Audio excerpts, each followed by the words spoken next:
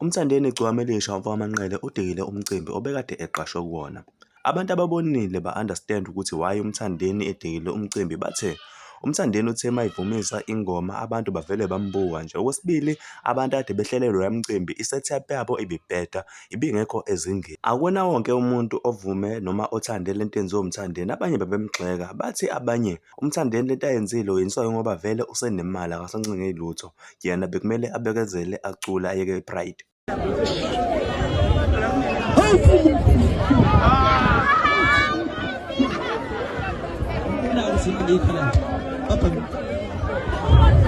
Wasila!